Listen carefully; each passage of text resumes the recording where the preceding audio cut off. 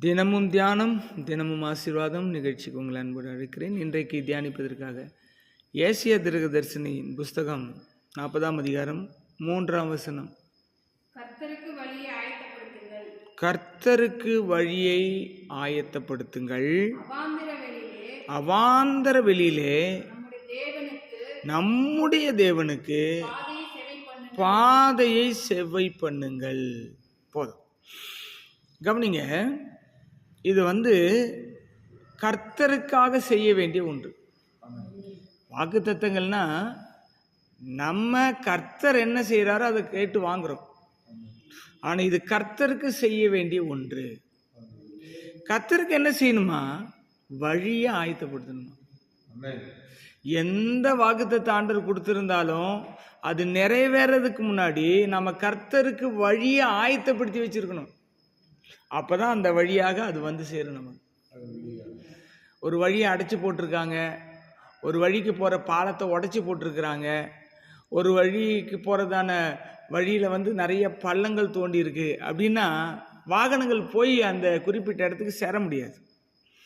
நம்முடைய வாழ்க்கையில நன்றாய் தெரிந்து கொள்ள வேண்டும், கர்த்தருக்கு வழியை ஆயத்தப்படுத்தி வைத்திருந்தால் அவர் சொன்ன வாக்கு தத்தங்கள் நம்முடைய வாழ்க்கையில நிறைவேறும். வழியே இல்லை, ஆயத்தமே இல்லை அப்படின்னும் பொழுது அதை நாம் பெற்றுக்கொள்ள இயலாது. இங்கு நீங்க இதை எப்படி நீங்க பார்க்கணும்? இது உதாரணம் உங்களுக்கு சொல்றேன். யோவான் ஸ்நானகன் அவர் இதை எடுத்து மத்தியில பேசுவார். கர்த்தருக்கு வழி ஆயத்தப்படுத்துங்கள் அப்படின்னு பாவத்தில் வாழ்ந்து கொண்டிருக்கிற, கர்த்தருடைய சித்தத்தை விட்டு வெளியிலே போய் கொண்டிருக்கிற மக்களை பார்த்து பேசுவார்.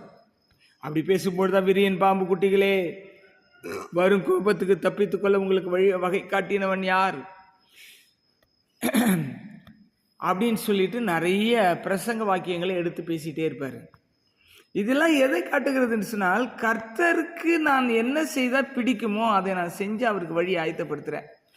எனக்கு பிடிச்சதை நான் செஞ்சுக்கிட்டு கர்த்தர் எனக்கு இதை செய்யணும்னு சொன்னா வழியை நான் அடைச்சி போட்டிருக்கேன். ஆகவே நம்ம ரொம்ப முக்கியம். யோவான் சொல்றாரு, மனம் திரும்புதலுக்கு ஏற்ற கனிகளை கொடுங்கள். ஆபிரகாம் எங்களுக்கு தகப்பன் என்று உங்களுக்குள்ளே சொல்லிக்கொள்ள நினையாதிருங்கள். மனம் திரும்பி இருக்கிறோம்னா அதுக்கு ஏற்ற கனி இருக்கணும். அதான் ஆயத்தம். நான் இவ்வளோ வருஷம் சர்ச்சில் இருக்கிறேன், நான் அப்படி செய்கிறேன் இப்படி செய்கிறேன், எனக்கு முக்கிய பங்கு இருக்கு, இதெல்லாம் சொல்லி நான் வாக்கு தத்தத்தை பெற்றுக்கொள்ள முடியாது, நிறைவேறுதலை காணவும் முடியாது. முதலாவது நாம் செய்ய வேண்டியது கர்த்தருக்கு வழியை ஆயத்தப்படுத்தணும். அவருக்கு பாதைகளை சேவை பண்ணணும். கர்த்தருக்கு பிரியமான வாழ்க்கை, கர்த்தரை எதிர்பார்க்கிறபடி அவர் கையில ஒப்பு கொடுத்து அந்த பாதையில ஓடணும்.